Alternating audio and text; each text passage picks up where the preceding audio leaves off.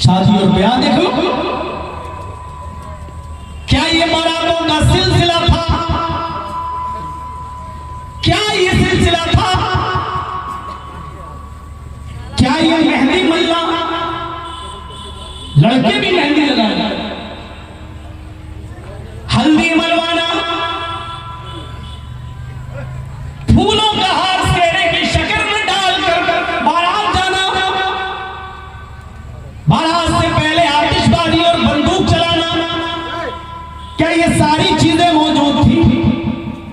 अरे निकाह तो इतनी पाकीज़ा चीज थी, इतनी पाकीज़ा चीज कि जिसके बारे में अल्लाह के नबी ने बहुत प्यारा जुमला अदा किया, बहुत प्यारा जुमला फरमाया, इन्ना आज़मन निकाही बरकतन,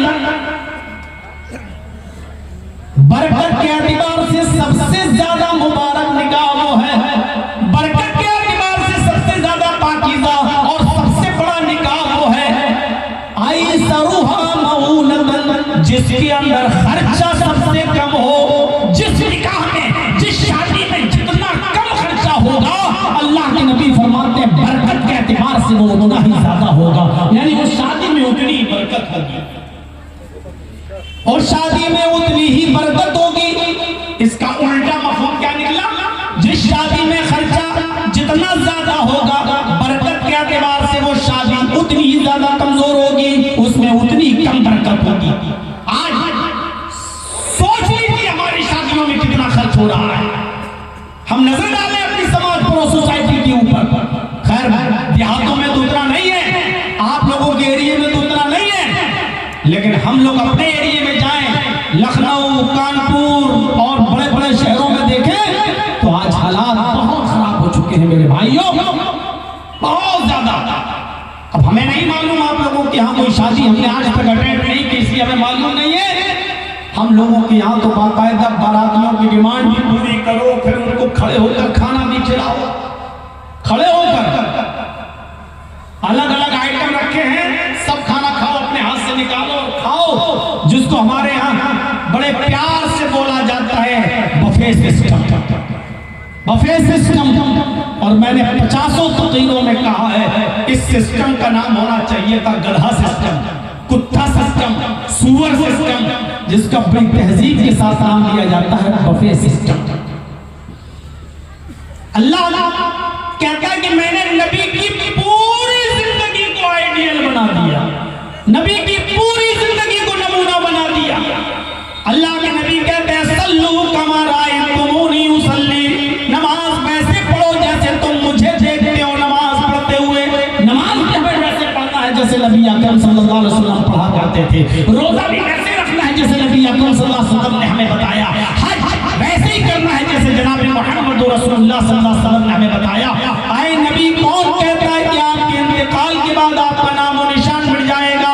हमने तो आपकी पूरी जिंदगी को आइडियल बना दिया। लोग उठेंगे वैसे जैसे आप उठते हैं, लोग सोएंगे वैसे जैसे आप सोते हैं, लोग चलेंगे वैसे जैसे आप चलते हैं, लोग शादियां वैसे करेंगे जैसे आपने करके बताई है, लोग खाएंगे और पिएंगे वैसे जैसे आप सिखा कर जाएंगे। हमने तो आपकी जिंदगी को आइडियल और मॉडल बना दिया। मेराज किसी नबी को ये शर्फ हासिल नहीं हुआ।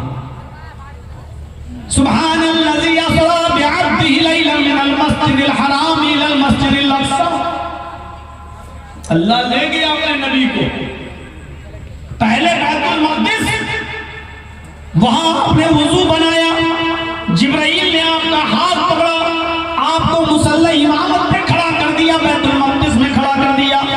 सारे नबी जितने भी आए थे मोहम्मद रसूलुल्लाह से पहले, अल्लाह ने सबको, सारे नबियों को बैतुल मुक़द्दस में पहुंचा दिया। अल्लाह हर चीज पर कादिर है। अल्लाह ने सारे नबियों को बैतुल मक़द्दस में पहुंचा दिया। अल्लाह के नबी फरमाते हैं जिब्रील मुझे कहां ले जा रहे हो? जिब्रील ने कहा इमामत के मुसल्ले पर। फरमाया ये मेरे पीछे कौन लोग हैं? जिब्रील ने कहा ये सारे पैगंबर हैं जो अब तक दुनिया में आए थे। फरमाया मुझे क्या करना है? जिब्रील ने कहा आपको नमाज पढ़ाना है।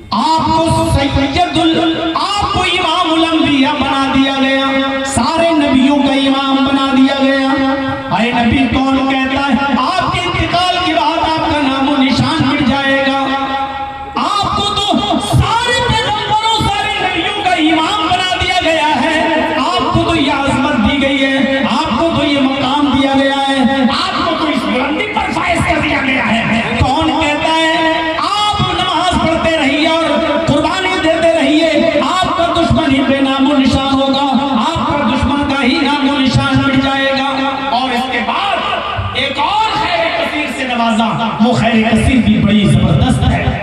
फरमाया अल्लाह के नबी ने, मैं हौज़े कौसर पर बैठा हूँगा, तुम्हारा मीरे कारवा हूँगा, और मैं अपने हाथ से लोगों को पानी पिलाऊंगा। जो मेरे पास आएगा, पानी पिएगा, वो पानी बर्फ से ज्यादा ठंडा होगा, दूध से ज्यादा सफेद होगा और शहद से ज्यादा मीठा होगा। अल्लाह के नबी फरमाते हैं कि वो पानी बर्फ से ज्यादा ठंडा, दूध से ज्यादा सफेद और बर्फ से ज्यादा ठंडा, दूध से ज्यादा सफेद, शहद से ज्यादा मीठा होगा। जो एक बार मेरे हाथ से पानी पी लेगा, लम यज़मा बादा, फिर मैदाने महशर में जितनी देर वो रुकेगा उसको प्यास नहीं लगेगी। हदीस की किताबें बताती हैं कि मैदाने महशर में 50,000 साल का एक दिन होगा, 50,000 साल का एक दिन होगा। फिर उसको जितनी देर वो मैदाने महशर में होगा उसको प्यास नहीं लगेगी। अल्लाह के नबी फरमाते हैं अल्लाह ताला मुझे हौज़े कौसर पर बिठाएगा, मैं मीरे कारवा हूँगा, पानी पिलाऊंगा। मर्रा अलैया शरीबा, मन शरीबा लम यज़मा बादा, जो मेरे पास से गुजरेगा वो पानी पिएगा, और जो एक बार पानी पी लेगा फिर उसको कभी प्यास नहीं लगेगी। उसके बाद फरमाया एक कौम मेरे पास आएगी पानी पीने के लिए, युहालु बैनी व बैनहुम, मेरे और उनके दरमियान एक दीवार खड़ी कर दी जाएगी। फरिश्ते उन लोगों को मेरे पास नहीं आने देंगे। मैं फरिश्तों से कहूंगा इनको आने दो, यारिफूनी व अअरफुहुम, मैं इनको जानता हूँ, ये मुझे जानते हैं, ये मेरे उम्मती हैं, ये पानी पीना चाहते, इनको आने दो। अल्लाह के नबी कहते हैं फरिश्ते कहेंगे नहीं, आप इनको नहीं जानते। अल्लाह के नबी आपके इंतकाल के बाद इन लोगों ने आपके दीन को बदल दिया था, आपके मजहब को बदल दिया था, दीन में नई नई बिदातें निकाल ली थी। ला तदरी मा अहदसू बअदक, आपको नहीं मालूम आपके इंतकाल के बाद इन लोगों ने दीन में नई नई चीजें निकाल ली थी, दीन में नई नई चीजों को ईजाद कर रखा था, दीन में नई नई चीजें इन लोगों ने बना रखी थी, इसलिए आप इनको पानी नहीं पिला सकते। तब अल्लाह के नबी कहेंगे सुहबन सुहबन लिमन गय्यर दीनी, मेरे दीन को जिन्होंने बदल दिया उनको मेरी निगाहों के सामने से दूर कर दो, उनको मेरी आंखों के सामने दूर कर दो। मेरे प्यारे साथियों, ये हौज़े कौसर की बरकत भी नबी अकरम सल्लल्लाहु अलैहि वसल्लम को मिली। ऐ नबी, कौन कहता है कि आपके इंतकाल के बाद आपका नाम और निशान मिट जाएगा? इतना बड़ा मकाम अल्लाह ताला ने नबी अकरम को नवाजा कि अल्लाह के नबी सल्लल्लाहु अलैहि वसल्लम फरमाते हैं, इब्ने माजा के अल्फाज हैं, अल्लाह के नबी सल्लल्लाहु अलैहि वसल्लम फरमाते हैं, अबू ज़र गफारी ने पूछा, अबू ज़र गफारी ने पूछा, अरे अल्लाह के नबी, आपको ये कैसे यकीन हुआ कि आप अल्लाह के नबी हैं? आपको अल्लाह ने रसूल बनाकर भेजा? तो अल्लाह के नबी फरमाते हैं, सुनो, दो फरिश्ते आसमान से मेरी तरफ आए। सुन लीजिएगा मेरे भाइयों, दो फरिश्ते आसमान से मेरी तरफ आए, एक जमीन पर आ गया और एक जमीन और आसमान के बीच में रह गया। एक फरिश्ता जमीन और आसमान के बीच में रह गया और एक फरिश्ता जमीन पर आ गया। जमीन वाले फरिश्ते ने पूछा आसमान वाले फरिश्ते से, अल्लाह के रसूल के पास पहुंचकर ख्वाब में, हुआ, क्या ये वही हैं जिनके पास हमें भेजा गया?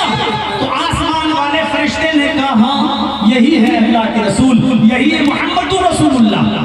तो आसमान वाले फरिश्ते ने कहा जमीन वाले फरिश्ते से, ज़िनहु बिर्रजुलिन मिन उम्मतिही, इसको तराजू पर तौल दो, एक आदमी को इनके साथ रखो, तराजू उठाओ, देखो कौन भारी है, किसका वजन सबसे ज्यादा है। अल्लाह के नबी फरमाते हैं फवज़िनतु बिही, मुझे एक आदमी के साथ रखा गया, यानी तराजू लाई गई, मुझे तराजू के एक तरफ बिठाया गया और दूसरी तरफ मेरी उम्मत के एक आदमी को बिठाया गया, एक शख्स को बिठाया गया, तराजू उठाई गई, फरजहतुहु, मैं में से एक आदमी से भारी था। आसमान वाले फरिश्ते ने कहा ज़िनहु बिअशर, 10 के साथ तोलो, यानी मोहम्मद को अकेले एक तरफ और 10 आदमी को दूसरी तरफ। फरमाते हैं अल्लाह के नबी, एक आदमी यानी मैं अकेला एक तरफ और 10 आदमी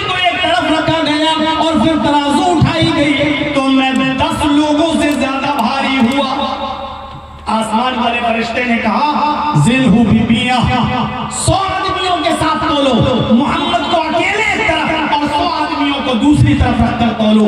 अल्लाह के नबी फरमाते हैं फवज़िनतु बिहिम फरजअतु, 100 आदमी एक तरफ रखे गए और मैं अकेला एक तरफ, तराजू उठाई गई, मैं 100 से भारी था, यानी 100 लोगों का पल्ला उठ गया और मैं अकेला पड़ा